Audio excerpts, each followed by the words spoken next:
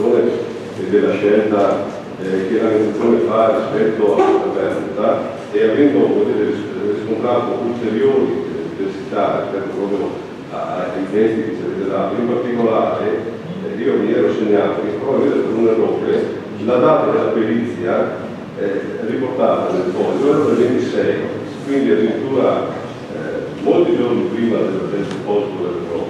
Comunque adesso insegna con il 13 piuttosto che 26, per cui ritengo che si tratti di un refuso di un errore, di un banale errore di infrastruttura con la pena di chi mi ha dato questo protocollo.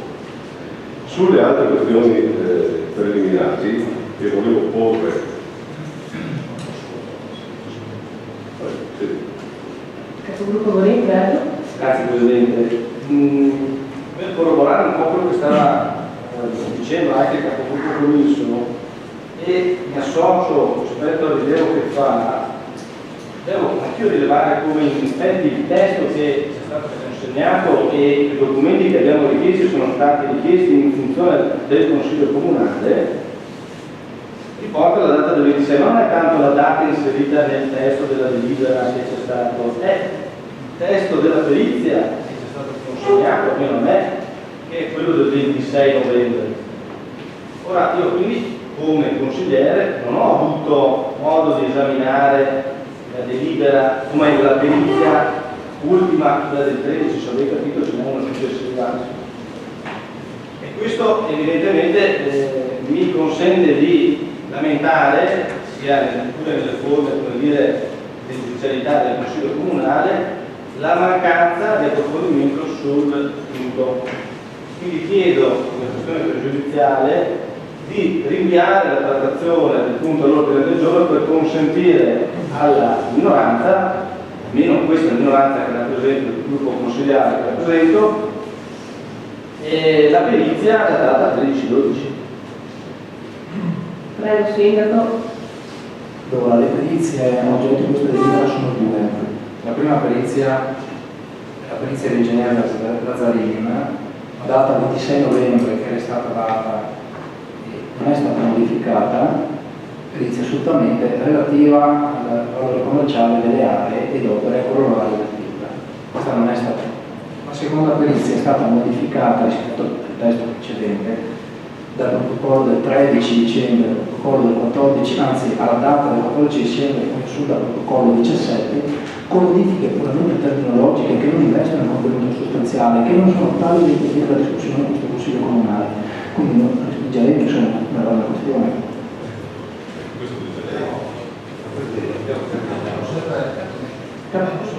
Capogruppo Dall'Oro, prego. Torniamo sempre al solito metodo. Andiamo sempre ad 8, ma dobbiamo sempre fidarci di quello che succederà successivamente. Se la documentazione che abbiamo in possesso non corrisponde a quella che avevamo discusso, aveva lei il Presidente.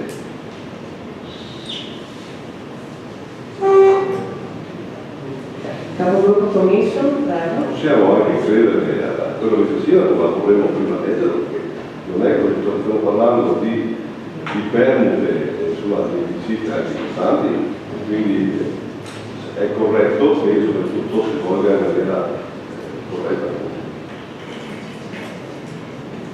Bene, allora per risolvere il problema facciamo così, togliamo la perizia 14, lasciamo la perizia 13 e andiamo avanti con la delibera. E tanto comunque è utile e finalizzata all'oggetto della delibera. E quella che è stata data molto bene. Grazie Sindaco. Capogruppo Torno, prego.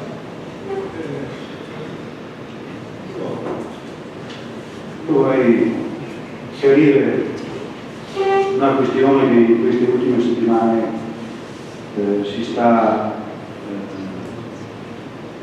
diventando una normalità da parte nostra. Preciso che è manifestamente noto l'intenzione da parte di questa amministrazione, di questa maggioranza, anche su invito da parte del Sindaco, che ogni discussione e ogni valutazione in merito è auspicio da parte nostra di renderlo proprio con le minoranze e con coloro che vengono in questo Consiglio Comunale. È chiaro, mi sembra un po' pretestuoso stabilire che nelle commissioni non vengono discussi alcuni argomenti quando nelle commissioni, a parte un capogruppo, non partecipano esponenti della minoranza. Sarà, io dipendo, sarà in forma così provocatoria nei confronti di questa maggioranza, ma sostanzialmente riesco a capire perché questo argomento l'abbiamo sviscerato nei gruppo, abbiamo anche fatto delle valutazioni non sicuramente tecniche ma anche politiche. Per quello che riguarda gli aspetti della Commissione, non so se voi ritenete che il teatro della discussione sia questo Consiglio Comunale o siano altri momenti che prevede l'articolazione di questo Consiglio Comunale. Io sinceramente sono preoccupato dal fatto che voi abbiate un atteggiamento reclusorio nei confronti di questa maggioranza e di qualsiasi cosa venga da motivazioni su cui naturalmente atti di presenza no, sono sottoscritti. Grazie capogruppo. Capogruppo Dorin, prego. Bene, grazie Presidente. Francamente non condivido non solo la sostanza ma neanche la forma dell'intervento del capogruppo autonomo, che vuole stigmatizzare alcuni aspetti che tra l'altro sono il frutto della chiusura della maggioranza nei confronti della minoranza, laddove si è voluto gioco forza ridurre il numero dei componenti delle commissioni senza lasciare spazio ad una effettiva rappresentatività dei componenti della stessa, per commissioni che comunque, come è anche stato poi alla fine chiarito nella penultima sessione di commissioni, che queste hanno esclusivamente lo scopo, diciamo, espositivo di quelli che sono gli argomenti, quindi non sviscerare ma esporre, signori, questi sono gli argomenti, a persone che non hanno il testo degli argomenti che vengono trattati, che quindi non hanno la conoscenza degli argomenti che devono essere affrontati e che non possono affrontare il dibattito sugli stessi.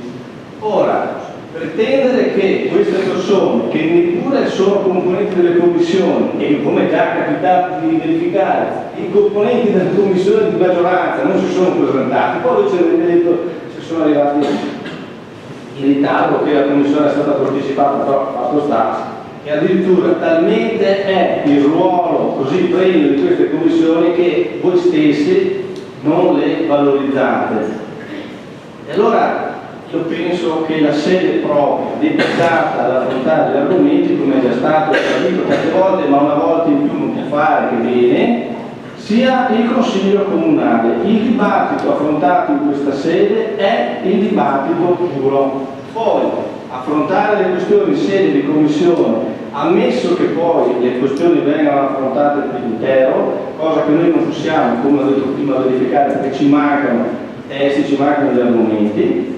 E allora francamente penso che questo sia testuoso, mentre l'effettività della discussione deve rimanere questa sera. Stando così per ora le regole. Se voi poi le volete cambiare, state più certi che se volete ampliare il numero di componenti anche solo a 5 avrete il nostro voto.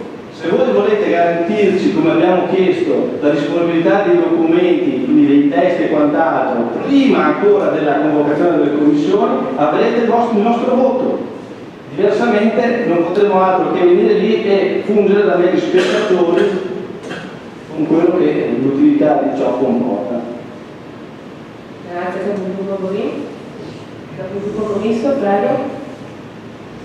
Sì, grazie Presidente. effettivamente abbiamo un po' tono, ci vuole un po' di sicurezza per dire quello che ha detto lei, perché ripeto, ribadisco, lo sapete tutti, che noi siamo, chi viene in commissione, io vengo in quanto gruppo, non quanto commissario, non essendoci i numeri di commissari sufficienti, tutto quello che so è quello che sento dire da voi. Compito preciso della minoranza è proprio quello intanto di controllare quello che fa la maggioranza, è proprio un compito nostro istituzionale quello che dobbiamo fare. Quindi come si può accusarci, no, di mettere i bastoni fra le ruote quando a 2 giorni dal Consiglio Comunale ci date i documenti, di solito sono bei pacchi di cose, ci impegniamo magari tutta la notte a vedere che cosa dovete fare, non abbiamo assolutamente forse circa il 2% di quello che si va a fare, soprattutto in queste operazioni, e dobbiamo stare a sviscerare le stime da una parte e controllare anche le stime che avete presentato e tutta una serie di documenti. Voi sapete benissimo, quando noi arriviamo in commissione non sappiamo niente perché ci danno i documenti dopo. E quindi dire che abbiamo un atteggiamento, come ha definito lei, di ostracismo nei confronti della maggioranza mi sembra proprio una sciocchezza il discorso. Consigliere Fabio, prego. Sì. Grazie Presidente. Aggiungo un'altra cosa, non solo questa maggioranza, lei deve stare attento quando apre certi argomenti, perché dà la stura a un vespaglio. Questa maggioranza, perché è stato il primo atto amministrativo che avete compiuto, si prende la premura di ridurre il numero dei componenti delle commissioni, quindi come segnale di massima apertura verso la partecipazione della minoranza. Bene, già da soli avete deciso che le commissioni contano zero ai fini conoscitivi, ai fini dell'istruttoria per mettere al corrente il Consiglio Comunale, i gruppi consigliari, di quelli che sono i contenuti delle delibere. Ma dirò di più, non solo vi siete presi questa premura, questa grande attenzione nei confronti e con grande spirito democratico nei confronti della minoranza, ma forse non si rende conto di appartenere ad un comune di trogloditi. La nostra macchina amministrativa è una macchina troglodita, che il termine significa abitanti delle caverne, perché non siamo rimasti fermi all'età della pietra, siamo rimasti fermi all'età della fotocopia, ovvero quando un consigliere comunale, come sono io di minoranza, che è stato, non appartiene a nessuna commissione perché evidentemente non c'erano gli spazi, quando un consigliere comunale come sono io di minoranza chiede alla segreteria comunale di avere copia digitale, mi pare di chiedere chissà cosa, copia digitale, gli viene risposto che la documentazione non è disponibile se non in forma cartacea, in forma digitale solo una minima parte, significa che il consigliere comunale Marco Favaro deve prendere un giorno di ferie, perché permessi per partecipare alle commissioni non ce ne sono più, deve prendere un giorno di ferie per venire a recarsi presso gli uffici del comune a ritirare la propria copia cartacea del materiale della commissione. Lo stesso mio Consiglio Comunale, lo stesso mio capogruppo ha chiesto la copia digitale, non è stata fornita la copia cartacea. Ora, io siccome lavoro anch'io all'interno di un'amministrazione pubblica, so che per fare una scansione si impiega allo stesso tempo di fare una fotocopia, con la differenza che facendo una scansione non si consumano materiali come toner o come carta e quindi il costo è molto inferiore rispetto alla scansione. Poi la scansione, il file digitale, viene facilmente inviato a costo zero tramite posta elettronica. Questa è la dimostrazione del fatto che voi siete aperti e disponibili alla partecipazione della minoranza alla formazione degli atti amministrativi. Veda un po' lei se non sia il caso di vergognarsi. Un attimo, vi chiedo la cortesia di portare l'argomento nei termini della questione. Capogruppo Zanò, prego. Avanti di usare la minoranza di essere assente, no? Secondo la vecchia abitudine, cioè noi facciamo una commissione dove diamo solo atto di quello che è il nostro programma, di quello che abbiamo deciso, dopodiché le persone devono essere anche presenti, subire, va bene, con nessuna discussione, e alla fine se non vengono per l'inconcludenza di questi incontri sono anche accusati di essere assenti, secondo il vecchio metodo che già abbiamo vissuto nella precedente amministrazione. Decisioni già prese. Le faccio un piccolo esempio. Lei all'inizio di questo consiglio comunale ha parlato del problema che il nostro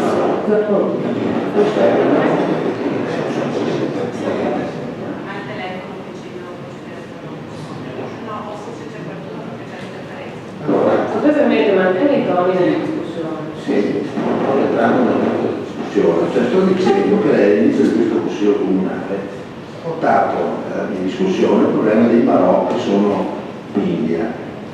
E questo è un problema molto importante. Lei crede che sia un problema che sente solo lei in quanto capogruppo di maggioranza? Credo che anche la minoranza sia, come lei, partecipe del problema importante che stanno vivendo questi nostri due militari. Allora, siccome c'è stata una riunione di maggioranza, una commissione capogruppo, perché lei non ha portato in discussione un argomento così rilevante? Perché non è stato fatto già all'inizio un ordine del giorno che poteva benissimo essere fatto questa sera alla vigilia di Natale e inviare, va bene, la comunicazione per dire che il comune di Cavolo, tutto assieme al Consiglio Comunale, è solidale a questi nostri due militari? Perché non è arrivato qua già con l'argomento già confezionato? Non era questo un modo per poter... È lei che dice che noi siamo pretestuosi nei suoi confronti, ma sicuro che sia proprio così, non è il contrario.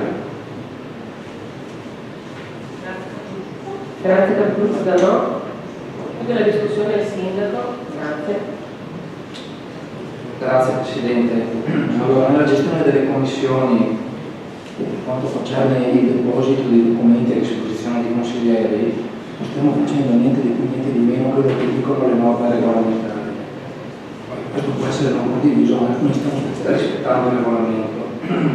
Per quanto riguarda la mancanza, assenza ripetuta e costante di alcuni di capigruppo, quindi di capigruppo di minoranza o dei membri di minoranza delle commissioni, condivido invece la perplessità e la censura fatta al capogruppo di maggioranza e che rende di fatto svuota per la vostra assenza che è il contenuto della commissione. La cosa che mi continua invece a maricare è questo continuo atteggiamento offensivo del consigliere Favaro, l'atteggiamento offensivo che ha avuto come bersaglio questo sindaco in occasione della riunione di zona che abbiamo avuto in Brussa, dove fa praticamente l'atto del pagliaccio davanti a tutti quanti a questo sindaco, e l'atteggiamento offensivo che oggi si sta riproponendo ancora una volta davanti a questo massimo consenso istituzionale nei confronti del capogruppo. E una perplessità mi coglie effettivamente di sorpresa dove sento dire che il consigliere Favaro da un lato va a dittare questa macchina amministrativa come una macchina di trogloditi e dall'altro pensiamo che è l'unico consigliere che chiede la notifica dell'avviso al Consiglio Comunale a mezzo posta, proprio lui parla di convocazione via email o con i mezzi della tecnologia, è l'unico consigliere che chiede la notifica a mezzo posta. Però ecco, io vorrei chiedere, al di là di queste sterili polemiche che ho sentito negli ultimi 10-15 minuti, se il Presidente vuole riportare cortesemente all'attenzione del Consiglio Comunale l'oggetto della delibera. Capogruppo Commisso. Bene, grazie. Allora, se dobbiamo riportare l'oggetto della delibera all'attenzione, faccio notare solo che seguendo il testo della delibera che abbiamo a trovare, discutere, c'erano delle differenze rispetto al testo che ci avevate consegnato, perché era, la mia contestazione, perché altrimenti, se mi date carte diverse da quelle che poi andiamo a discutere, non possiamo essere precisi e neanche informati. Io ho trovato altre questioni giudiziali rispetto a quello che mi avete fatto leggere, ovvero dovremmo capire prima rispetto alla stima fatta sui costi che ha sostenuto la Cavour Patrimonio nel PIP, come sono stati quantificati questi costi. In particolare, il costo della rotatoria è messo 150.000 euro, se non ricordo male. Io chiedo, e dovrò chiederlo,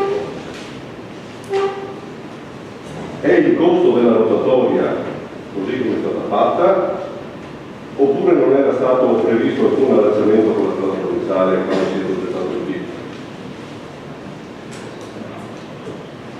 Prego, Presidente.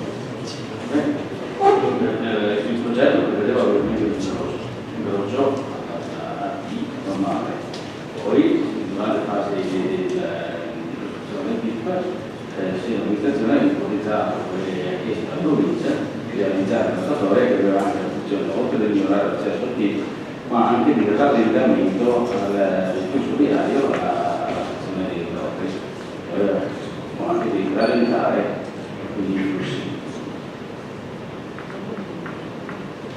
Commesso 3. Sì, quindi era chiaro che non si poteva saltare il posto per la sede della RPIP. Mi chiedo però se quel collegamento di cui ha parlato lei adesso avesse un costo di progetto, che a mio avviso, visto che la perizia da lei firmata non lo riporta, dovrebbe essere dedotto dal costo della laboratorio. Questo non si capisce, non si desume dalla perizia. Se posso rispondere, sì, sul prezzo, comunque è stato tenendo conto anche delle spese tecniche, spese generali e quant'altro, è nel NP1, nel preparo di nuovi prezzi, che portava a 107.000 euro. Dobbiamo mettere sì, aggiungere altre spese, come dicevo prima, spese tecniche, spese generali, quindi il nuovo prezzo approvato con i nuovi prezzi teneva conto proprio di questa maggiorazione, quindi il costo dell'oratorio è estratto il costo del ricorso. Grazie Presidente, prego. Ecco, poi la linea dell'acquedotto dell'Asia, che il Comune pagherà alla Camera del Patrimonio 180.000 euro, mi pare, è una linea dell'acquedotto dell'Asia, è una cosa che non era stata prevista dal progetto, è una cosa nuova. Sia la linea dell'ASI che del gas sono due condotti addutrici principali che avevano imposto l'ASI. L'ASI è ovviamente il gestore del gas, perché avevano detto che è insufficiente sia per la località di Ottava Presa che per il nuovo PIP, è insufficiente per la condotta che c'era, quindi bisogna controllarla. Allora è stata una delle condizioni, anzi una delle condizioni che ci aveva imposto l'ASI, quella di portare una condotta in maggior diametro da monte di Ottava Presa arrivare fino a qui. Quindi è un'opera completamente esterna per il progettivo. Grazie Presidente, capogruppo commesso. Sì, che sia esterna, lo capisco, ma non capisco perché deve essere a carico del Comune la spesa per la nuova condotta, se dovrebbe essere a carico dell'ASI e quindi non a carico a sua volta della patrimoniale, perché il servizio pubblico va modificato. Altra cosa, quell'area di compressione mi risulta essere un'opera per il mantenimento di varianza idraulica rispetto alla PIP che si va a fare, quindi opera proprio che fa parte del PIP della notificazione, perché dovremmo pagarla alla Camera del Patrimonio per la realizzata? Presidente, prego. Che comunque è un'area inondabile, cioè anche però il consorzio di bonifica è sì realizzata il PIP, però sappiate che realizzando il PIP abbiamo una zona di allagamento, oltre che una vasca di espansione, quindi una vasca di prima pioggia, di prima raccolta, no, serve anche in parte per l'abitato, in parte anche per qui fabbricati posti tra il PIP e l'inizio dell'abitato. Questo è una cosa che abbiamo fatto con consorzio. Capogruppo commesso, prego. Sì, no, quello che chiedo io è possibile che tutte queste opere che sono strettamente legate all'urbanizzazione e quindi debbano essere tolte dal conteggio proprio del costo dell'appalto a carico della Camera del Patrimonio e sopportate dal Comune? Vuol dire, se un progetto è complessivamente completo, ha all'interno tutto il computo metrico relativo a tutte le opere che si devono fare.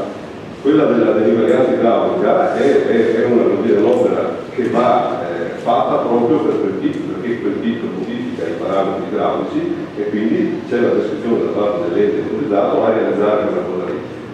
Ma fa parte di questo passo, vuol dire, dovremmo pagare anche gli asfalti, i cortoli e tutto quello che è stato fatto all'interno del PIP, perché in ogni caso, non so, questa Camera del Patrimonio, alla fine che cosa ha fatto? Non si capisce perché si deve questo ancora precedente allo scorso, cioè vogliamo controllare, perché nella perizia di studi in genere non si capisce bene da dove derivano queste cifre, vogliamo controllare che effettivamente ci sia un debito da parte del comune per portare al patrimonio. Presidente Ferro. Comunque sono tutte opere primarie, anche opere primarie, infatti con questa delibera abbiamo in carico comune strade, marciapiedi, tutte le illuminazione.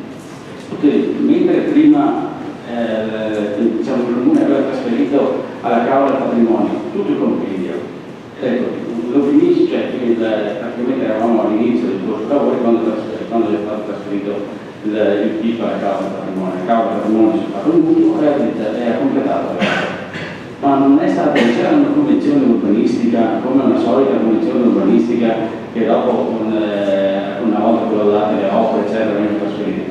Anche qui le strade, marciapiedi, pubblica illuminazione vengono comunque tutte trasferite al comune di Cavola, perché sono opere di urbanizzazione primaria, opere che comunque va in carico all'amministrazione comunale, opere che comunque devono essere gestite dal comune. Grazie Presidente. Compromesso? Sì, il problema è proprio questo, non esiste una convenzione, per cui adesso il comune si trova costretto a rimborsare chissà perché proprio che non c'è nessuna convenzione, non è detto che gli debba rimborsare dove è scritto che occorre rimborsare la persona. Non c'è una convenzione e quindi non si rimborsa. Uno che si è preso in carico un processo e lo gestisce, poi dopo 2 anni non può dire ma io ho speso dei soldi in più e non sapevo che c'erano delle opere che mi costavano più. Hai preso il progetto e lo tieni così com'è. Noi abbiamo il sospetto che tutta questa faccenda sia una scusa per giustificare la cessione della parte mobiliare, no? del campeggio alla tavola. Questo crea ancora altri pregiudizi. Allora, devo chiedere anche dell'area dell'ecocentro. A noi non risulta che in Borghino comunale sia pensato alcuna autorizzazione di ecocentri di quella zona. Se lei si riferisce al comune di terra, non credo che sia proprio Presidente Ferro. No, il comune di terra che avete è fuori di quella dove è ipotizzato il futuro secondo straccio del PIF, quindi quella completamente fuori. E fra quello del capannone realizzato, che si vede che è l'unico capannone, e il mucchio di terra che lei si riferisce, c'è un'area destinata, e che è previsto anche proprio dal piano, per ecocentro. Questo è predisposto, non è ancora attivo perché non è attivato, ma è predisposto dall'ecocentro. Sì, grazie, scusi. Grazie, non sono andato a vedere per capire cosa potrei, ho visto quale area si tratta, no, che non c'è assolutamente niente in quell'area lì. E quindi non capisco perché debba stare 35.000 euro per quel di cavolo.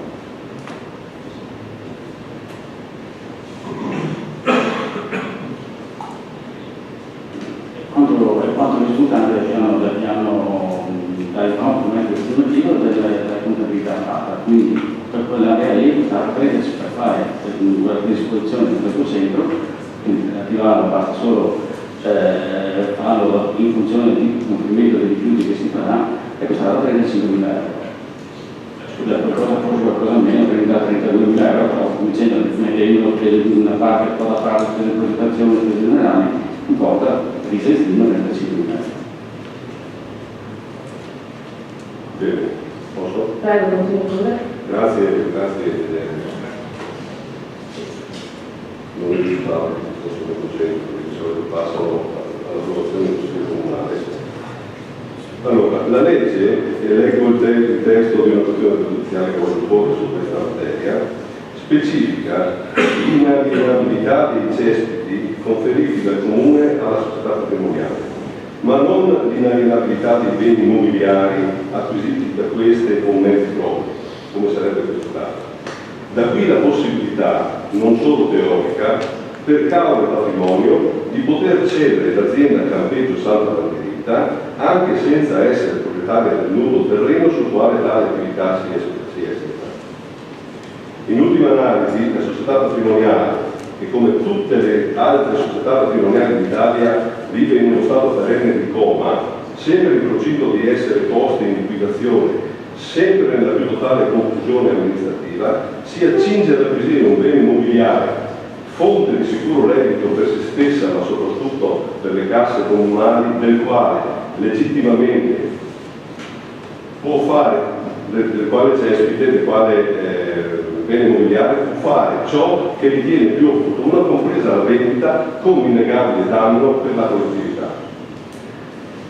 Si consideri anche che l'attività di campeggio ricade in zona F, area attrezzata a parco, gioco e sport, di cui all'articolo 29 del piano regolatore generale, ed è consentita in quanto preesistente all'entrata in vigore del piano regolatore stesso.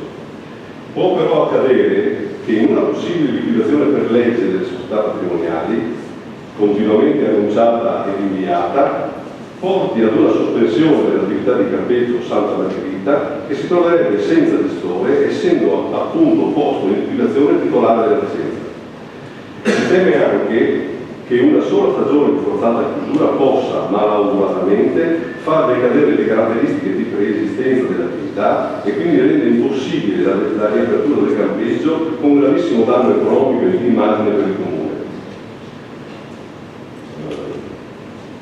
Il valore dell'azienda Campeggio Santa Margherita, anche se non può essere ascritto al patrimonio disponibile alienabile in senso stretto, è pur sempre patrimonio del comune di Caorle e per questo rientrare eventualmente in un piano di alienazioni allegato al bilancio di previsione dell'anno di competenza e votato in Consiglio Comunale, oppure deve essere accompagnato da una variazione di bilancio che quantifichi la nuova consistenza del patrimonio disponibile comunale. Variazione di bilancio che, ammessa e non concessa dall'attività relativa all'oggetto, non sarebbe comunque possibile oltre il 30 novembre di ogni annualità di competenza. Poi mi ero segnato le date, che avevo scritto anche in questa congruenza, ma è salvo questo periodo. Bene, si chiede perciò, in attesa di una verifica su quanto affermato, il ritiro del punto numero 3 del lavoro. Chiediamo il ritiro per tutta questa serie di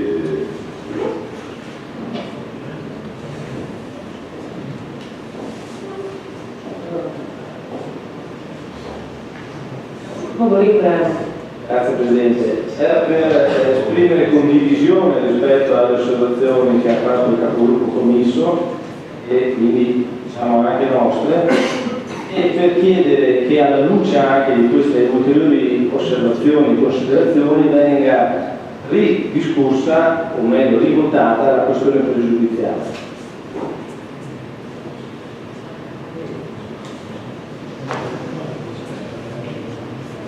Lascio la sindaco per la replica. Allora, per quanto concerne la questione delle aree che vengono trasferite, le opere di urbanizzazione che vengono trasferite dalla Caorle Patrimonio al comune di Caorle, vero è che non era stata fatta a suo tempo la convenzione che avrebbe potuto regolare i rapporti di natura civilistica tra i due società partecipate al comune di Caorle. Vero è anche che laddove manca una convenzione non è che siamo in carenza di diritto, abbiamo molte norme nel nostro ordinamento giudiziario che regolano i rapporti di natura civilistica, come in questo caso. Allora mi pare che sia abbastanza intuitivo che quelle opere che sono all'interno del PIP e che hanno caratteristiche di natura demaniale non possono rimanere ascritte alla proprietà della Caorle Patrimonio, ma devono per natura essere retrocesse all'amministrazione comunale. E sotto quest'ottica non mi pare, con in assenza di convenzione, che si possa pensare che ciò venga gratuitamente, visto che il codice civile dice che il rapporto si presume in assenza di norma convenzionale scritta a titolo oneroso. Analogo discorso ho fatto per quelle opere, ma lì forse è più semplice anche capirlo, per quelle opere che sono addirittura esterne all'area PIP e che sono state fatte dalla Caorle Patrimonio per conto del comune di Caorle, che è molto più intuitivo capire, al di là di quello che dice il codice civile, che l'area non possa essere retrocessa a titolo gratuito. Per quanto riguarda la questione pregiudiziale relativa un po' alla paura che la Caorle Patrimonio, una volta in proprietà la parte immobiliare, possa di fatto, disgiuntamente dal sedime che rimane in proprietà comunale, andare ad alienare addirittura sostanzialmente una paura che mi pare un po' infondata. Allora, partiamo dal presupposto che c'è un pericolo da campeggio e che nessuno ci crede, per cui sotto quel profilo è abbastanza serena la questione. Ma poi dimentichiamo, perché quando è comodo, è facile dimenticare che Causa Patrimonio non è società con una compagine societaria di natura privata o parzialmente privata, è totalitaria in capo al comune di Cauda, che è il socio che decide sotto questo profilo, come può decidere anche di fronte a una linea politica diversa da parte dell'eventuale consiglio di amministrazione di azzerare il consiglio di amministrazione della Cauda Patrimonio sia per simplicite ad non duce in qualsiasi momento, atteso che lo statuto della Cauda Patrimonio prevede che il comune di Caule può mettere all'ordine del giorno la revoca dell'intero consiglio di amministrazione o se fosse l'amministratore unico, senza rivendicare le motivazioni per le quali intende revocare il consiglio.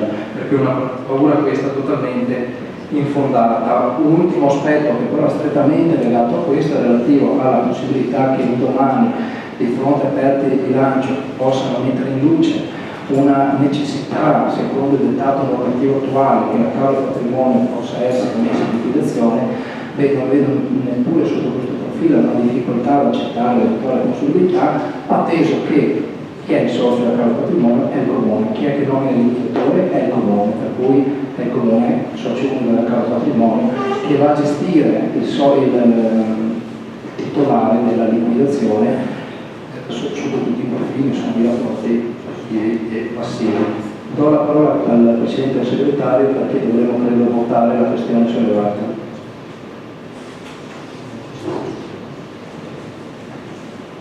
Mettiamo in voto allora la questione pregiudiziale presentata dal capogruppo commisso.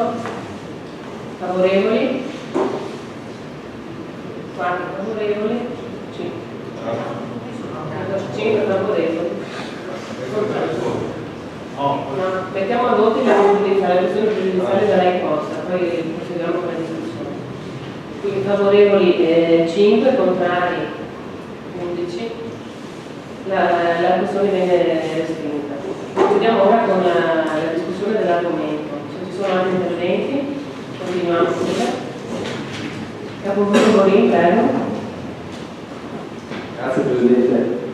Ecco, un po' da valere, visto che poi a questo punto affrontiamo anche in merito come dichiarazione di voto sarà comunque.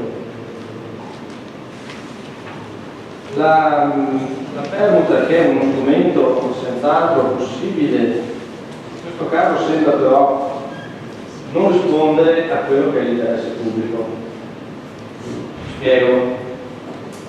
Qui ci troviamo di fronte ad uno scambio, che questo è la permuta, di valori, meglio di beni, che in realtà pare francamente difficile considerare equo, per quanto poi alla fine, l'ha detto anche adesso il sindaco, l'unico socio della Cauda Patrimonio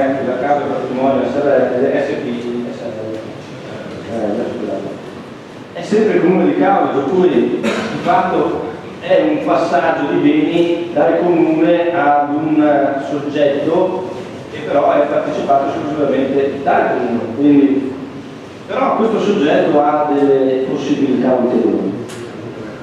E in realtà la questione è questa, perché non si capisce per quale motivo, se non per andare incontro alle esigenze di bilancio della patrimoniale, il comune debba necessariamente permutare senza scadenze di sorta, perché mi pare che ci siano, se finora la società patrimoniale ha potuto mantenere queste aree, quale ragione induce in questo preciso momento il comune ad affrontare la questione?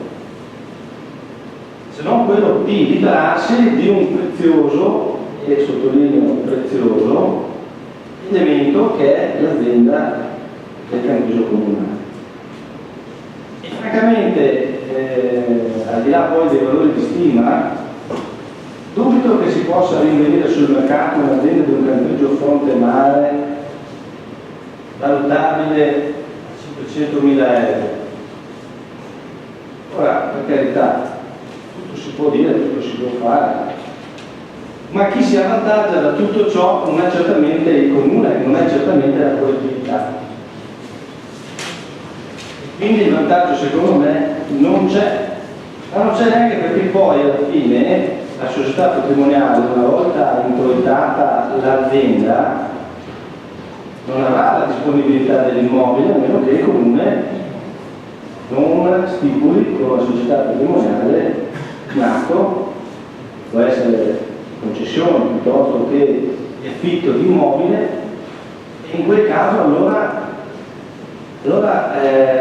bisognerà valutare qual è il valore dell'affitto,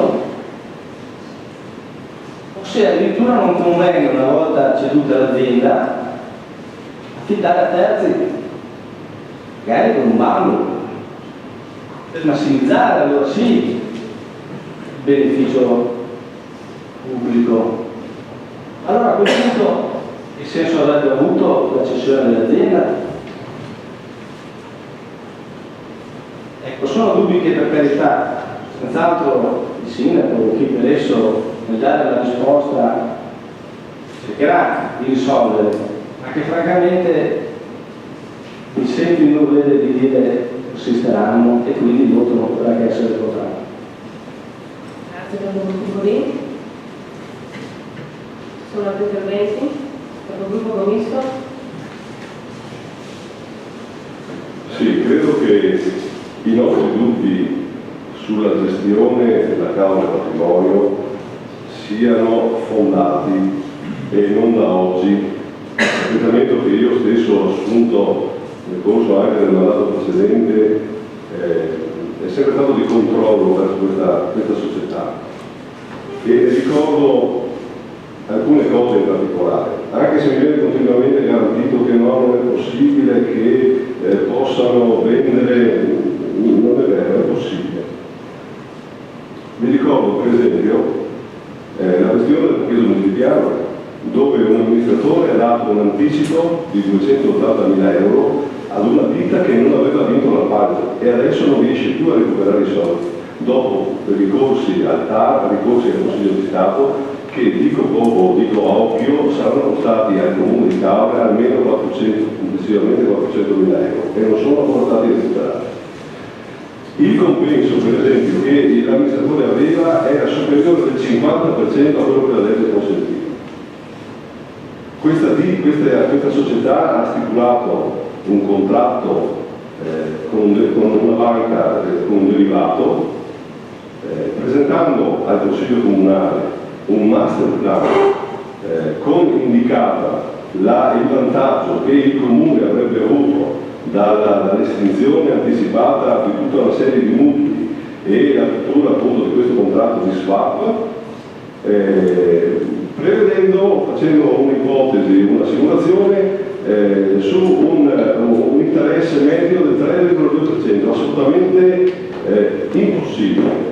Nessuno sa attualmente, a oggi, quanti soldi costa annualmente quel tipo di derivato. Io stesso mi sono preoccupato di informare il Presidente della società quando venne in questo Consiglio Comunale, dicendogli guarda che cominciano a esserci delle sentenze da parte dei tribunali in giro per l'Italia che annullano questi contratti. C'è il Comune di Milano, il Comune di Ortona, molti altri comuni che solo per il fatto che non avevano personale formato a questo tipo di decisioni, personale intendo a livello dirigenziale, hanno potuto vincere le cause contro le banche, che con questi strumenti hanno veramente messo in ginocchio moltissime amministrazioni comunali.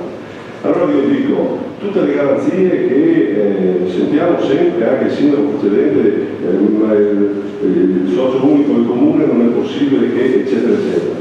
Non è così. Il controllo degli atti, purtroppo, anche se dal punto di vista della gestione politica è garantito dai dirigenti, è obbligatorio, perché noi vediamo, io stesso ho segnalato casi di incompatibilità, di ineleggibilità, di molti casi che dovevano essere colti dai dirigenti e non dai consiglieri comunali. E su queste cose ho fatto segnalazione alle autorità competenti, non mi sono fatto problemi di segnalare conflitti di interesse e quant'altro, ne ho fatti diversi. Purtroppo la giustizia ha dei tempi molto lunghi, tutte quelle segnalazioni di chi ricorre conto dopo 3 o 4 anni e non mi ricordo neanche di averle fatte, per dire. Quindi quello che noi segnaliamo in questa operazione, non capiamo perché proprio se il comune deve dare 500.000 euro alla Cavour Patrimonio, perché proprio quella licenza lì del campeggio? Non c'è altro, non c'è qualcos'altro. Lì ricordo che in quel campeggio si è tentato, sul PAT, si è tentato di far passare un cambio di destinazione d'uso e poter costruire. La sola minaccia di una raccolta di firme ha fatto recedere e ha fatto dire al sindaco che si trattava di un refuso colorato con tutto quanto, però era un refuso secondo il sindaco e ha ritirato quella proposta. È un'area sottoposta a tutti i vincoli possibili e immaginabili. C'è il vincolo della duna, c'è il vincolo della pineta, c'è il vincolo della battigia, c'è il vincolo del fiume. Lì non si può fare niente, eppure assistiamo continuamente al tentativo in tutti i modi di poter mettere mano su quell'area. Questa è la nostra preoccupazione, che attraverso altri sotterfugi come la vendita dell'attività immobiliare si possano creare le premesse per, come dire, un rientro dalla porta di dietro di quello che era stato buttato fuori dalla finestra. Su questo non siamo d'accordo. Sul fatto che poi la perizia sia fatta bene, sia fatta male, sì o 500.000 euro, va bene solo 500.000 euro, non c'è un altro modo, non c'è un altro cespite, non c'è un'altra risorsa che il comune può dare. E poi non mi ha risposto sulla pregiudiziale che ho messo, signor Sindaco. Ho chiesto questo valore, noi non lo troviamo a bilancio. Perché non si fa una variazione di bilancio per giustificare questa operazione? Secondo me sarebbe corretto, anche se come dire, nel piano delle organizzazioni non è previsto possono essere inseriti i valori immobiliari, che sono mobiliari del patrimonio disponibile. Questa è una variazione vera e propria che viene fatta in maniera, secondo noi, irregolare. Grazie. Consigliere Giro, prego. Grazie Presidente. Penso che condividiamo tutte le osservazioni e le necessità sollevate dai colleghi. Dovremmo un attimo spostare la questione. Non ci preoccupa che il periodo della presa sia stato una cattedrale del deserto. Gli insediamenti produttivi vengono realizzati o perché c'è una forte richiesta da parte delle attività produttive o perché l'amministrazione vuole creare le condizioni per attrarre attività produttive. È evidente che la richiesta non c'è oggi, ma c'è allora, quindi si presume che lo scopo di questo FIP fosse quello di attrarre attività. Tuttavia vediamo che i prezzi di vendita del terreno arrivano anche a 70 euro al metro quadro, quando nella vicina localizzazione o quasi destinazione della San Luigi e via i prezzi si aggirano a 40 euro al metro quadro. In altre aree di comuni limitrofi arriviamo anche a 35 euro al metro quadro. Quindi adesso per questi motivi il nostro voto sarà contrario. Vediamo comunque se questa maggiore entrata che avrà la Cavour Patrimonio attraverso la perdita potrà consentire o contribuire ad abbassare i prezzi dei terreni nelle loro posizioni.